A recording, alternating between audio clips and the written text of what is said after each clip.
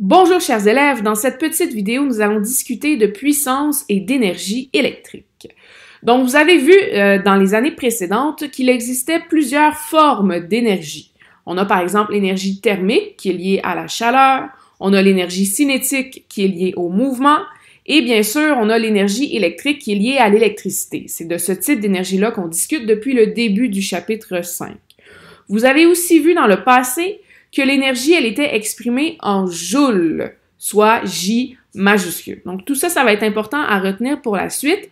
Il y a un chapitre que nous allons aborder bientôt qui va revenir aussi sur ces formes d'énergie-là.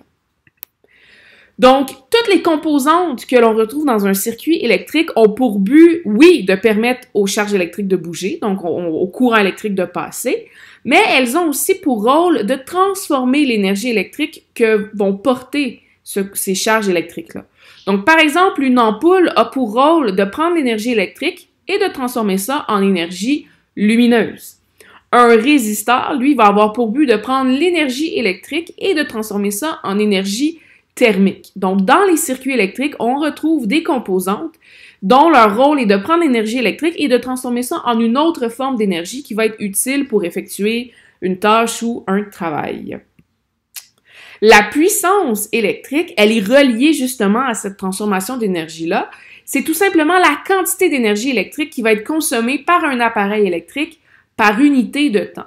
Donc, la puissance électrique d'une ampoule, par exemple, comme j'ai dans mon circuit à gauche, c'est la quantité d'énergie électrique que cette ampoule-là va consommer pour produire de la lumière par unité de temps.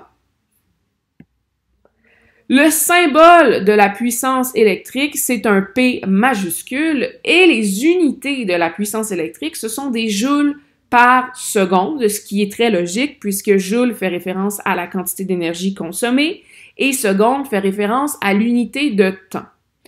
La puissance peut aussi être exprimée avec une autre unité dont vous avez probablement déjà entendu parler, qu'on appelle le watt, soit W majuscule. Donc, le watt, c'est une unité qui a été donnée à la puissance en l'honneur d'un ingénieur écossais du 18e siècle, Monsieur John Watt, qui avait fait plusieurs découvertes, qui a créé plusieurs inventions. Entre autres, c'est lui qui a développé la machine à vapeur qui est encore utilisée dans certaines inventions d'aujourd'hui. Donc, pour honorer sa mémoire, on a nommé la puissance électrique, ou du moins les unités de la puissance électrique, en son nom, d'où le watt.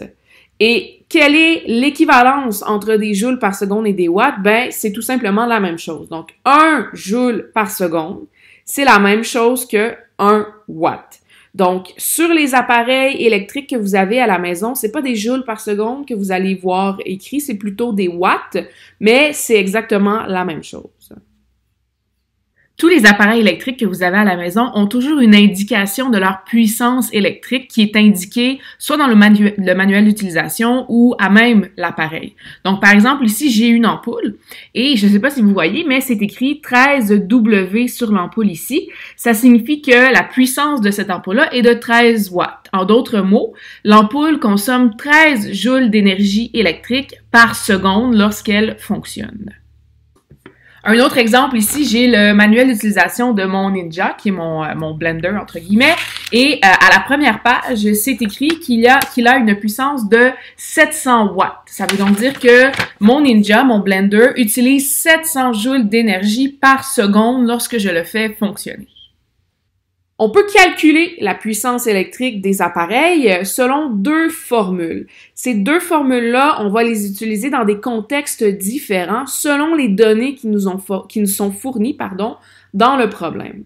Donc, la première formule, elle est ici. P est égal à E divisé par delta T. P, c'est la puissance en watts. E, c'est la quantité d'énergie consommée en joules. Et le delta T, c'est le temps, c'est l'intervalle de temps plutôt, en secondes.